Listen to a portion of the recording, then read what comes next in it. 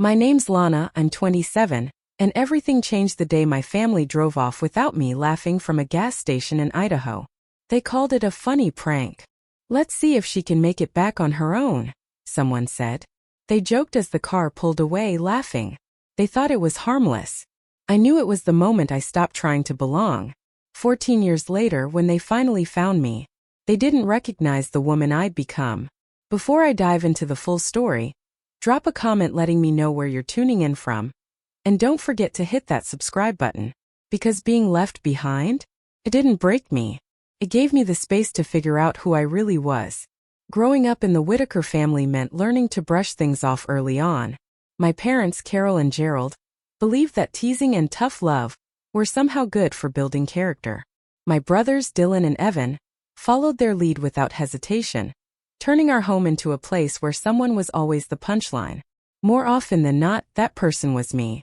Our photo albums are packed with snapshots that look like celebrations, but carry very different memories for me.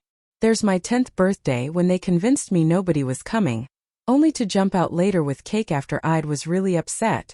Or the time they showed up late on purpose to my middle school graduation pretending they forgot. Then there was prom night, when a mix-up with the address left me waiting alone on the porch. And every time the same words followed. Can't you take a joke, Lana? We're just having fun. My mom had a quieter way of cutting me down. She'd wrap her comments in compliments that stung even more. Such a pretty dress. Would be perfect if you dropped 15 pounds. Or, your face could be beautiful if you smiled more. And maybe cleared up that skin. My dad? He didn't sugarcoat. He just laughed the loudest whenever my brothers played another harmless prank on me. Dylan, the eldest at 34, was already working at Dad's insurance firm, being prepped to take it over one day. Evan, who was 31, handled the marketing side. Both of them absorbed the idea that emotional teasing somehow brought us closer. Dinner conversations often turned into a recap of their latest joke on someone, usually a coworker or a friend. Just 3 weeks before the trip, I'd graduated with a degree in graphic design. The quiet assumption was that I'd join the family business too, handling their website and promotional materials. But I told them I was thinking about applying to creative agencies in Portland, where we lived. My parents shut that down quickly. You can do your little art projects for the company, Mom said at my graduation dinner. It'll be a lot more secure than chasing some risky dream. The truth was, becoming financially independent wasn't easy. I had student loans and my parents still covered my apartment, though they never let me forget that fact. They reminded me constantly that their help could disappear if I didn't show enough gratitude. At the time, I was working part-time at a local coffee shop, not nearly enough to support myself fully. The Oregon trip was supposed to be a celebration, 1 week together in a rented cabin near National Park. But from the moment we all got into the SUV, the mood felt heavy. You remembered everything this time, right, Lana? Evan said with a teasing grin. Remember Arizona? When she forgot her swimsuit. I had been 16 back then, and they refused to stop for a new one. I spent 3 days on the beach in regular clothes while they joked about it the whole time. That first day of driving was more of the same. Dylan swiped my phone and let me panic, only to return it with a smirk. Evan helped himself to the lunch I'd packed while I was asleep. Dad made a wrong turn on purpose, then blamed me and my map reading skills. These kinds of jabs were nothing new, but they still got to me. That night, in a Utah hotel, I overheard them talking through the shared wall. She's just too sensitive, Mom said flatly. The real world's going to eat her alive if she doesn't toughen up, Dad replied. Maybe this trip will finally teach her not to be such a pushover. I went to bed with a pit in my stomach, trying to hold on to hope. Just 5 more days, I told myself. Then I could focus on job hunting and finally start creating a future that was mine. I didn't realize how true that thought would become, or that the next morning would be the last time I ever traveled with them. The second day of our road trip started out oddly peaceful. Looking back, I should have seen it for what it was, the quiet before the storm. Anytime they were unusually nice, it usually meant they were setting up something big. We crossed into Idaho just around noon. The scenery shifted, gentle hills giving way to wide-open plains, with mountain peaks in the distance. We need to stop for gas, Dad said as we neared a small town called Willow Creek. The station he pulled into was one of those independent ones, nothing fancy, just a pump and a tiny convenience store on the edge of town. Surrounded on three sides by empty land, it felt isolated. "I'm gonna run in and grab a few snacks," I said as Dad got out to fill the tank. "Anyone want something?" "Coke," Dylan mumbled without looking up from his phone. "Beef jerky," Evan added, focused on the music playlist. Mom waved me off, busy fixing her lipstick in the mirror. Inside, I used the restroom and spent a few minutes picking out snacks. The store was nearly empty, just the cashier, a woman in her 40s with kind eyes. Her name tag read, Jenna. I paid for the drinks and jerky, plus a bottle of water and some chips for myself. "Just passing through?" Jenna asked as she handed me the change. "Yeah, headed to Oregon for vacation," I replied with a smile. "Well, enjoy your trip," she said kindly. Those words? They stayed with me for years. Because they were the last normal thing I'd hear before everything changed. As I pushed open the door to the parking lot, balancing a handful of snack bags, I came to a sudden stop. The spot where our SUV had been just minutes earlier was now completely empty. For a moment, I thought maybe I'd just gotten turned around, maybe I was looking in the wrong direction. But after scanning the entire lot, it hit me, the car was gone. My first instinct was to assume Dad had simply moved it, maybe to the air pump or a different part of the station. I circled around the small building, checking every side. Still nothing. "They probably just drove up the street to that sandwich place I saw on the way in," I said out loud, trying to push down the uneasy feeling that was already growing in my stomach. I grabbed my phone and dialed Dad. It rang until it went to voicemail. I tried Mom. Same thing. Then Dylan. No answer. Finally, Evan picked up on the fourth ring. "Where are you guys?" I asked, trying not to let the panic creep into my voice. "Oh, we're about 30 minutes down the road," Evan replied, clearly entertained. "Come back and get me," I said, my voice starting to rise. "Guess she'll have to find her own way," Dylan joked, and the others laughed, unaware how serious it felt to me. "Evan, seriously, this isn't funny. Tell Dad to turn the car around now." I had started pacing at this point, my heart pounding. "Check your messages," Evan said before the line went dead. A text from Dylan popped up almost immediately. It was a photo of the entire family inside the SUV, all of them smiling, with a caption that read, "We'll see how resourceful you are." I tried calling them again. One by one. "Dad." Voicemail. "Mom." Voicemail. "Dylan." Voicemail. They had all blocked me. I stood there stunned, the afternoon sun beating down on me. It slowly became clear they hadn't forgotten me. They had done this on purpose. They had driven off, leaving me in a town I'd never heard of, in a state where I didn't know a single person. All I had with me was my purse and the clothes I was wearing. I checked my wallet. There was $51 in cash, my debit card with maybe a couple $100 in my account, and my ID. Everything else, my suitcase, my toiletries, my charger, was still in the SUV. My phone battery? Just 12%. As the day wore on, I sat on the curb outside the gas station, cycling through disbelief, anxiety, and helplessness. Every few minutes I checked my phone, hoping for a text saying it had gone too far and they were coming back. But instead, another message came through, a group photo of them sitting at a restaurant table smiling. The caption read, "Wonder if Lana found dinner yet?" Jenna, the cashier, approached as her shift ended. She looked concerned. "Sweetheart, you've been sitting here for almost 3 hours. Are you okay?" That simple question cracked the wall I'd been trying to hold up. Through tears, I told her everything. "They left you here on purpose?" she asked, shocked. I nodded, wiping my face. "They think it's funny. A character-building moment or something. They've done things like this before, but never this extreme. Is there anyone you can call?" "A friend back home?" she asked gently. I shook my head.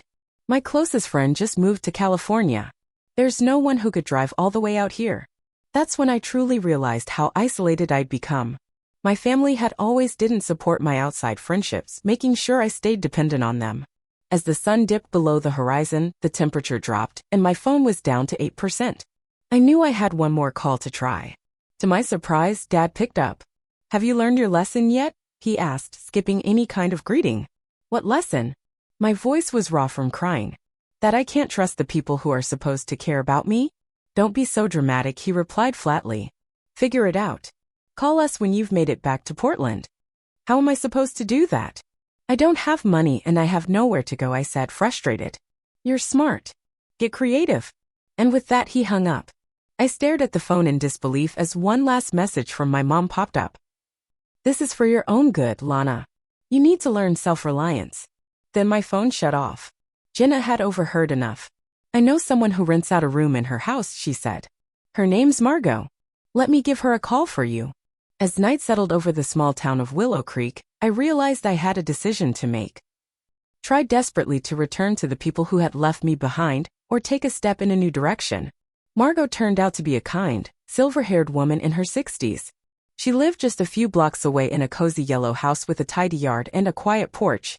The room she offered was simple: a twin bed, a small desk, and a dresser, but it was clean and safe, and honestly, that's all I needed. Jenna explained a bit, Margot said as she showed me around. "You're welcome to stay tonight. We'll talk more in the morning."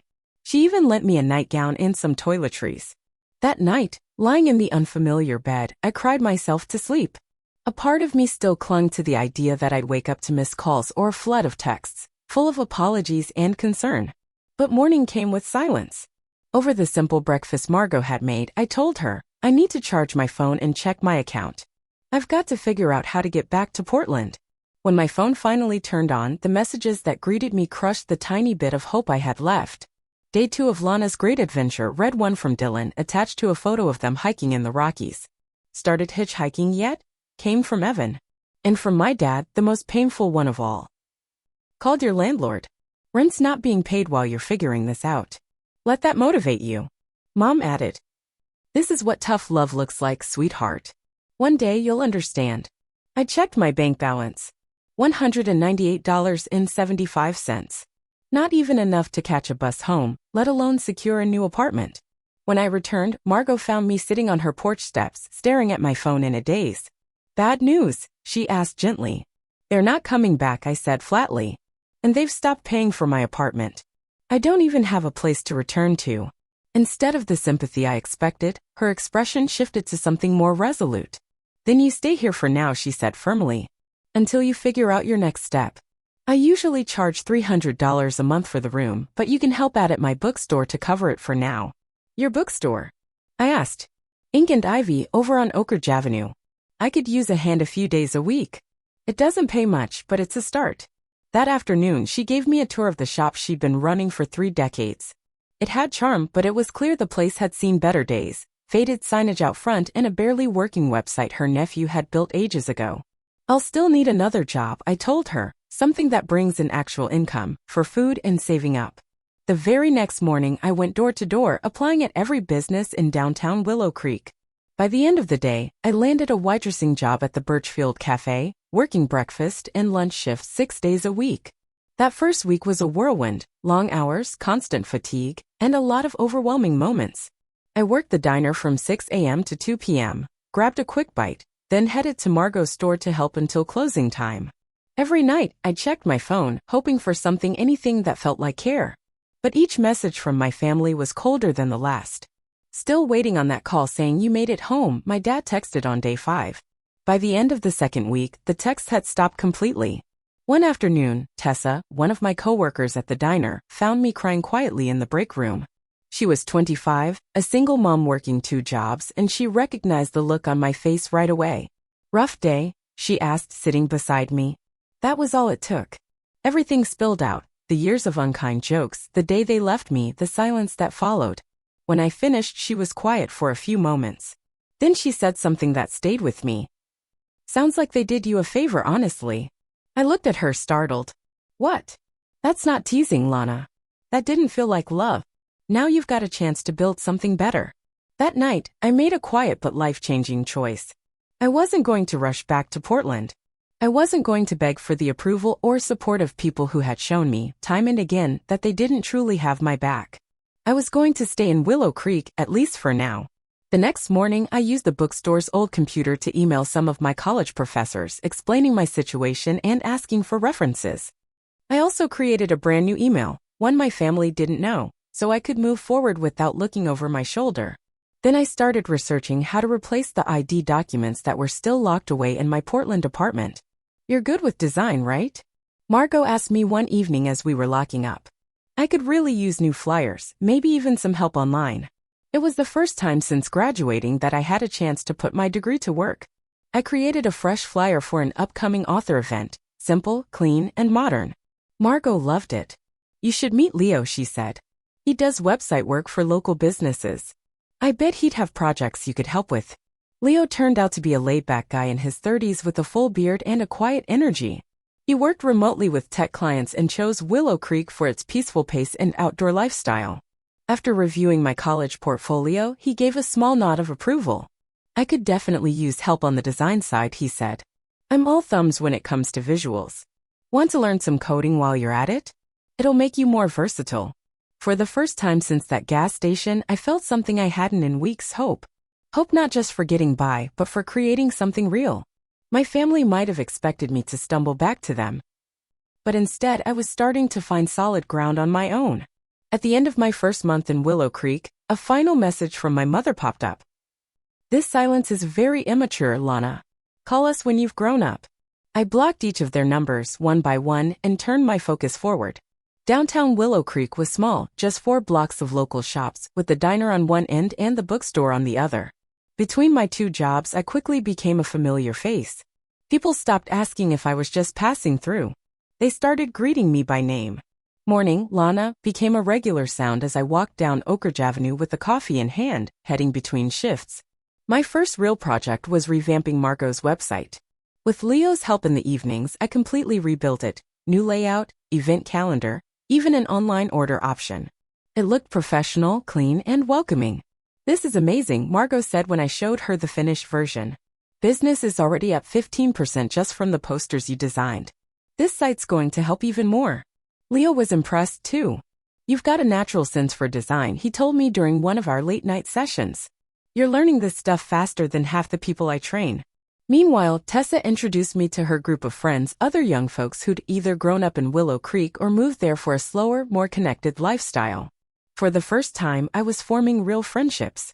Not ones based on convenience or obligation, but connections with people who valued me for who I was. No pressure to perform. No cruel jokes. Just genuine care. In my second month, I got an email from my old landlord in Portland.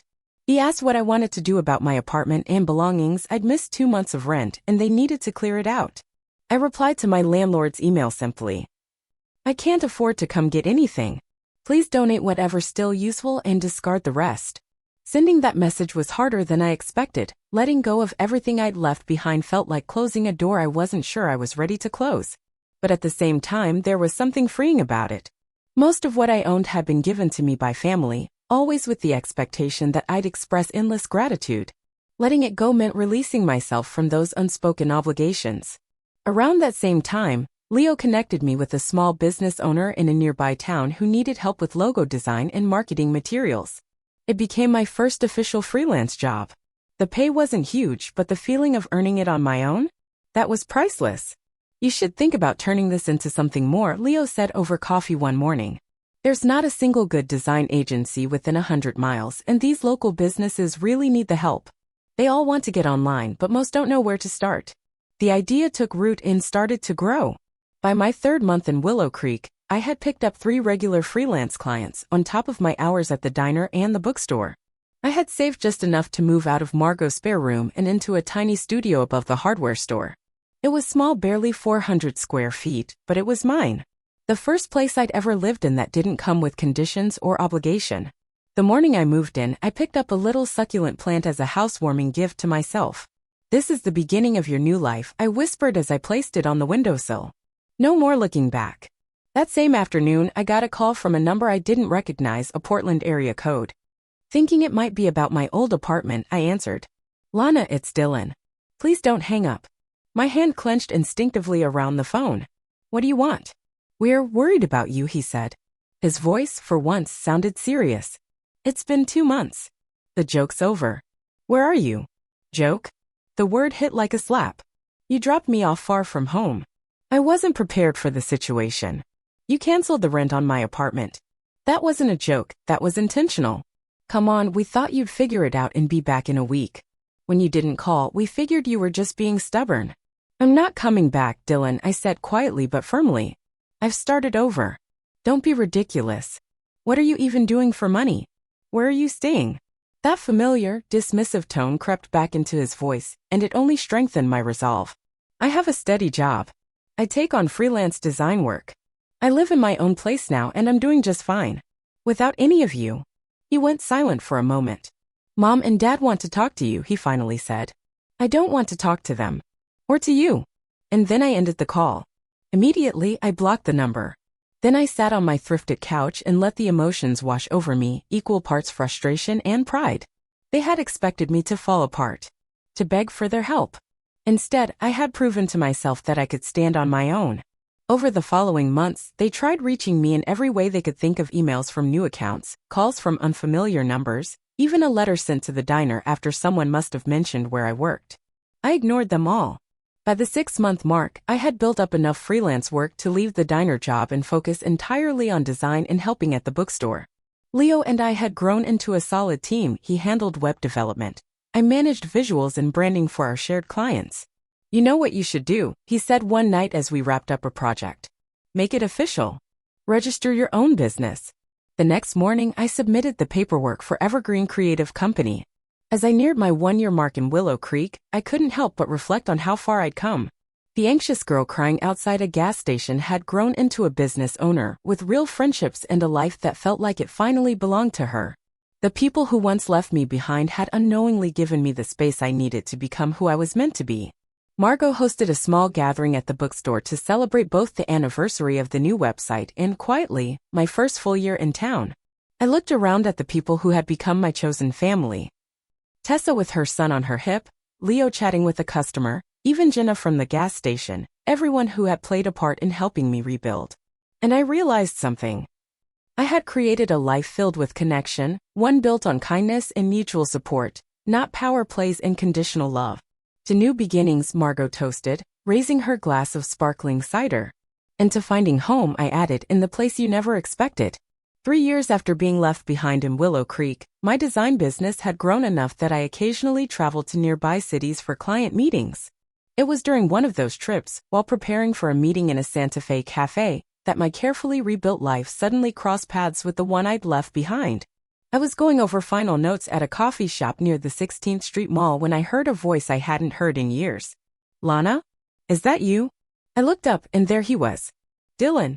He stood just a few feet away, looking stunned. He was dressed in a tailored suit, clearly in Santa Fe for work, and staring at me like I was a ghost. Dylan, I said, my voice more even than I felt. It really is you, he said, sitting down at my table without asking. We've been trying to reach you for over a year. I wasn't lost, I said calmly, closing my laptop. I chose not to be found. He looked me over, taking in the professional clothes, the open portfolio beside my computer, and the quiet confidence I carried now. You look different. I am different. I took a sip of my coffee, steadying my hands. What are you doing in Santa Fe? Insurance conference. Dad and I are speaking tomorrow. Then he leaned in. Lana, you need to come home. This has gone on long enough. This isn't some dramatic scene, Dylan, this is my reality now. I've got a career, clients, and actual friends here in Idaho. He gave a dismissive laugh. Really? In Idaho? That familiar tone of unkind jokes brought back old frustrations. You mean the place you all left me stranded? I asked, keeping my voice calm. Oh, don't exaggerate. We knew you had your phone and some cash. I had $43 in a phone that died the same day you walked away, I replied evenly. You cut off my apartment lease. You left me with absolutely nothing. To his credit, Dylan did look uncomfortable. Look, things got messy. We figured you'd make your way back in a few days, a week maybe. When you didn't reach out, Dad assumed you were staying with a friend. He thought maybe you were trying to teach us a lesson. By the time we realized you weren't coming back, it had already been 6 months. Oh, and then you started looking for me out of concern? I asked, my tone heavy with doubt. Mom was worried sick. She wasn't sleeping. Strange, I said. Since she texted me that leaving me behind was tough love and I needed to grow up. Dylan let out a sigh. Can we just reset things? The family misses you. Dad's retiring next year, and he wants to make things right before then. I gave a short, dry laugh. He wants to make amends? After a lifetime of so-called jokes at my expense? Ending in abandonment? How exactly does he plan to fix that? Just come visit, Dylan said. See everyone. They've changed. But something in me answered. All the feelings I'd kept quiet for years finally surfacing. No, Dylan. They haven't changed. And neither have you. You're sitting here in another state trying to rationalize leaving your sister behind. Like I should just brush it all off because it's more convenient for you now. My voice was getting louder. I noticed a few people glancing our way, but I didn't care.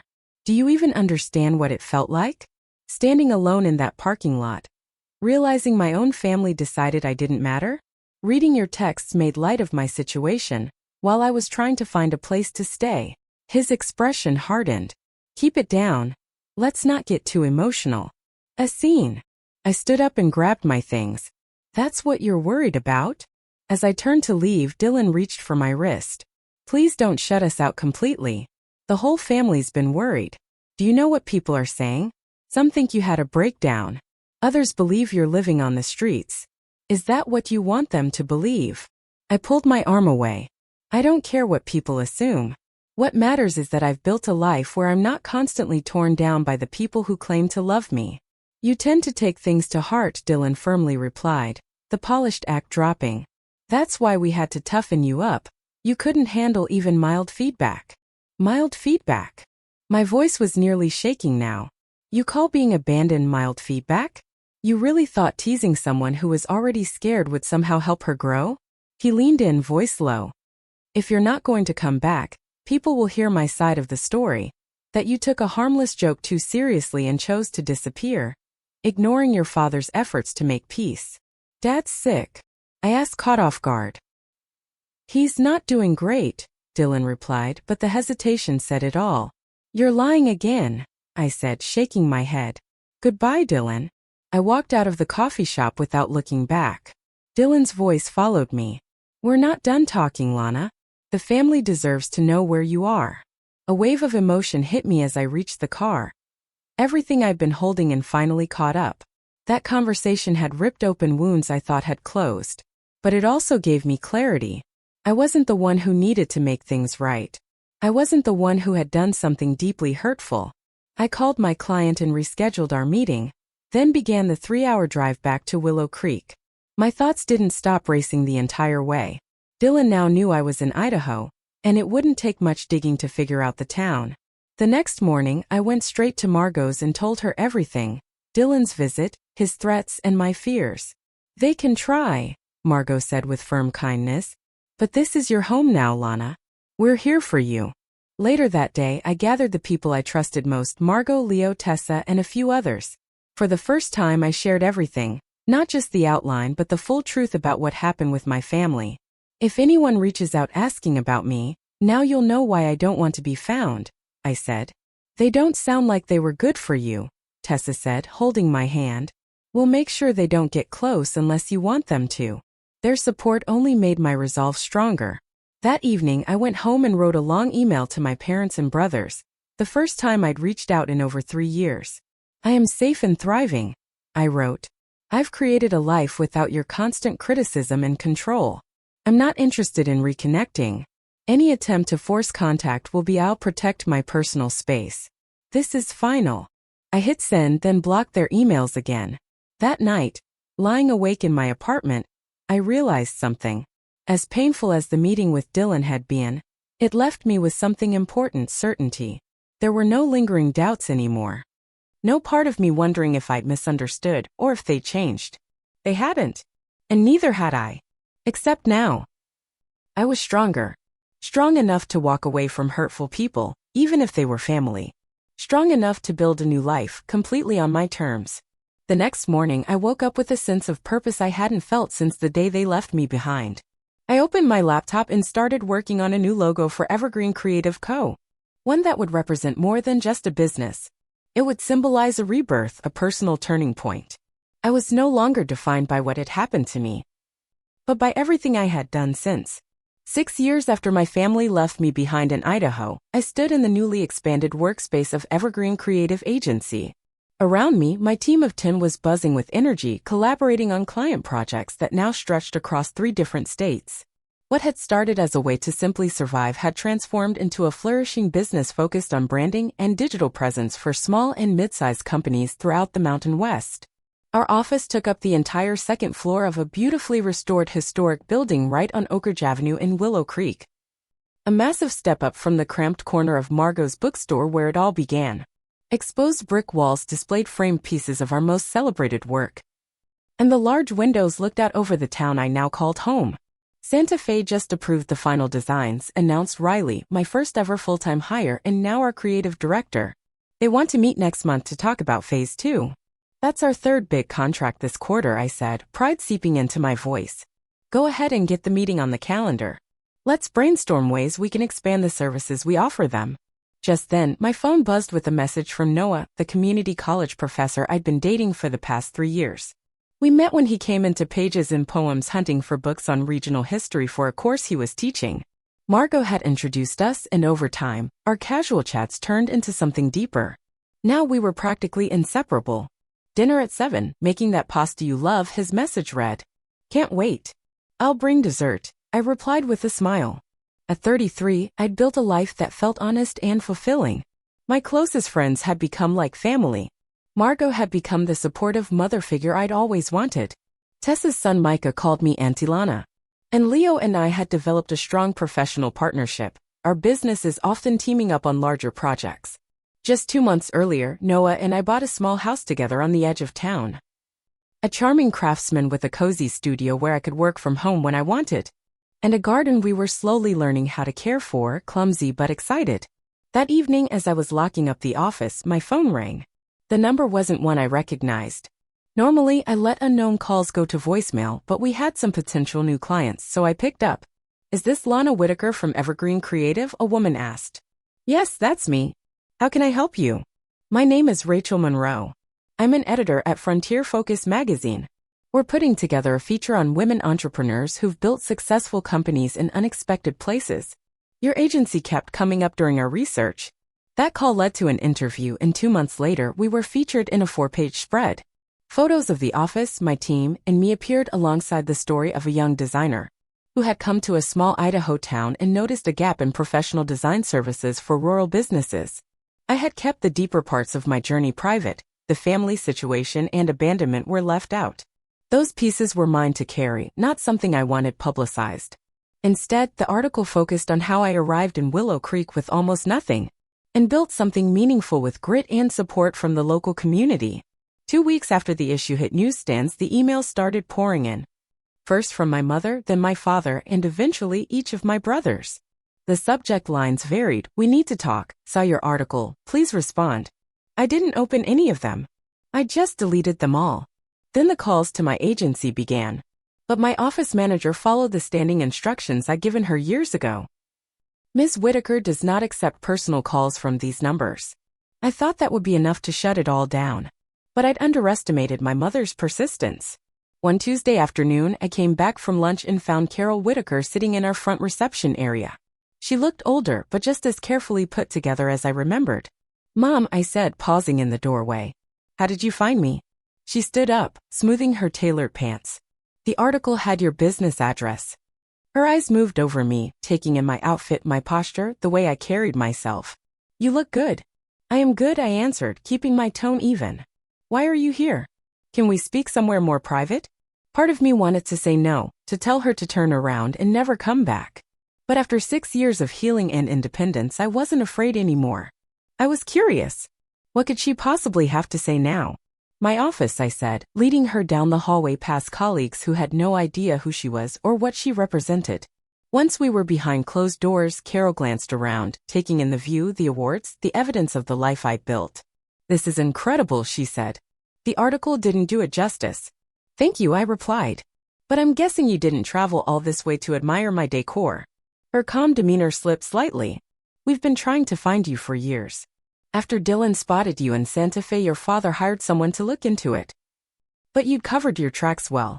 I wasn't hiding, I said, meeting her gaze. I was simply living. There's a difference. We made a huge mistake, she said, her voice breaking. What started as a foolish prank got out of hand. Then pride and stubbornness kept everyone from admitting it. By the time we realized how serious it was, you were gone. It wasn't just that one moment, I said quietly. It was often felt like the odd one out. Years of being taught that love meant enduring shame. Years of always having to be the one who was laughed at. Her eyes grew moist. I see that now, she said softly. She reached into her purse for a tissue. Your father would never say it out loud. But when we saw that magazine piece, you looking so strong and fulfilled, it made us confront what we'd done. Not just that day in Idaho, but throughout your whole life. What are you hoping for, Mom? I asked. Forgiveness? A fresh start? A family gathering? I just want a chance, she said. A chance to know the woman you've become. A chance to do better than I did before. I studied her carefully, searching for the old patterns. The subtle pressure, the expectations, the emotional pressure I'd known for so long. But instead of the usual emotional distance, I saw something I hadn't expected, something rare, genuine remorse. I can't give you what you're asking for, I said at last. There's been too much hurt. But what I can tell you is that I'm happy now. I've created a life here surrounded by people who appreciate and respect me, and that has to be enough. Carol gave a slow nod, dabbing her eyes with a tissue.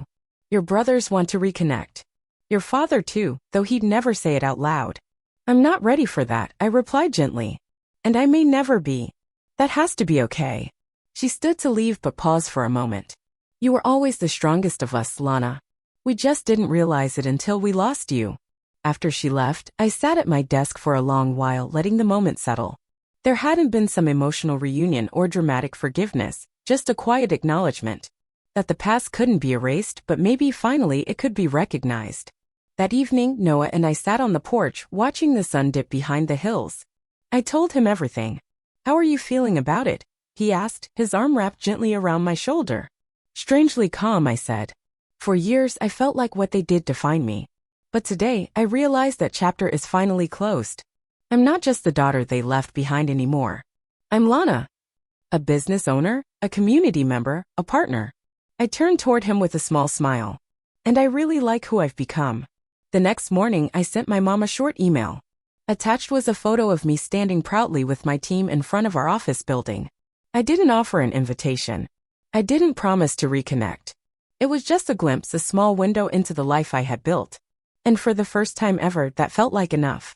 14 years after being left at that Idaho gas station, I found myself standing in the kitchen, staring down at a certified letter that had just arrived. The return address was from a law office in Portland, not a name I recognized. I opened it, a little uneasy. Dear Miss Whitaker, it began. We represent the estate of Gerald and Carol Whitaker. We are writing to inform you that Whitaker Insurance Group has been sold. Per your parents' instructions, the proceeds from the sale are to be divided equally among their 3 children. I sat down at the kitchen counter, suddenly lightheaded. The letter continued, outlining the legal steps for transferring the funds. A surprisingly large sum, based on the preliminary figures included. 10 minutes later, Noah came home and found me still frozen in place. What happened? He asked, setting down his briefcase. My parents sold the family business, I said, handing him the letter. They're dividing the proceeds between Dylan, Evan, and me. He skimmed through it, eyebrows lifting at the amount. That's unexpected. There's more, I said, holding up a second envelope that came with the documents. A personal letter from my mom. I hadn't opened it yet. Part of me wasn't sure I wanted to. In the years since her visit to my office, our contact had been minimal. Occasional short emails, maybe a holiday card here and there. I'd kept my boundaries firm, acknowledging small changes, without allowing any deep return into my life. Do you want to read it alone? Noah asked gently.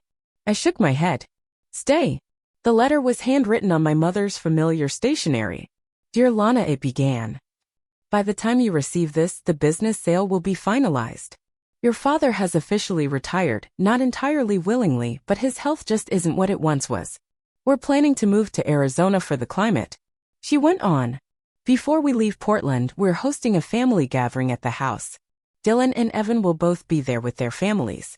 Dylan has 3 kids now, ones you've never met. Evan got married last year. Then came the part that gave me pause. I know you've kept your distance, and I understand why. But things are different now.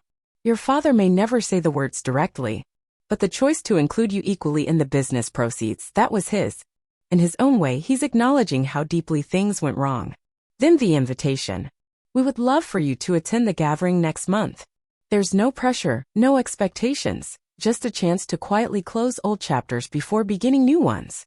She signed it simply. With love, Mom. At the bottom, she included the date, time, and address, along with her phone number. I folded the letter and placed it carefully back into the envelope. "Do you think you'll go?" Noah asked softly. "I'm not sure," I admitted. Part of me is curious, wants to see what 14 years has done to all of them. But another part thinks, maybe it's better to leave the past where it is. I kept thinking about the invitation. Horizon Design was doing incredibly well, with offices now spread across 3 states. Noah and I had been married for 9 years, and our twin daughters had just turned 6. My life in Idaho felt full and meaningful, built on authentic relationships and mutual respect. But did I really want to reopen old wounds? Did I want my daughters to meet the family that had once cast their mother aside so easily? What would you say to Lily and Emma if they asked why they've never met your parents? Noah asked one evening as we discussed the invitation again. It was a fair question. Our daughters knew his side of the family, who visited a couple of times a year from Montana. They'd asked about mine a few times, and I always gave vague replies, something about them living far away. "I think I'd tell them that families sometimes hurt each other in ways that aren't easy to fix," I said thoughtfully.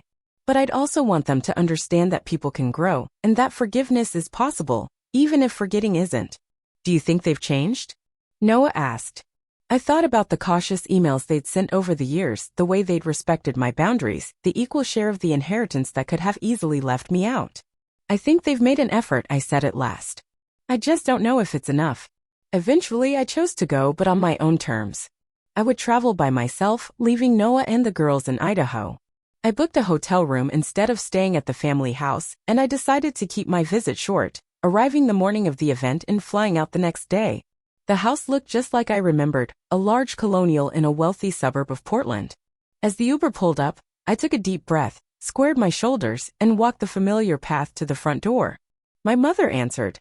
Her face lit up with the kind of joy she was trying to keep contained. "Lana, you came," she said. "I did," I replied, accepting her quick hug with as much composure as I could manage.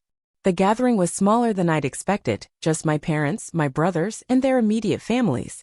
Dylan's 3 kids were running around the backyard while Evan's wife, Nicole, helped my mom carry food out to the patio. My father stood as I stepped into the backyard, looking older than I remembered. The man who once dominated my childhood with confidence and sometimes cruelty seemed smaller now. His frame was thinner, his movements more cautious. "Lana," he said, his voice gruff with emotion he rarely showed. "Dad," I replied with a nod. The awkwardness gradually faded as the afternoon went on. Dylan's kids, curious about their aunt from the mountains, kept asking me about Idaho. Evan, quieter than I remembered, asked sincere questions about my business.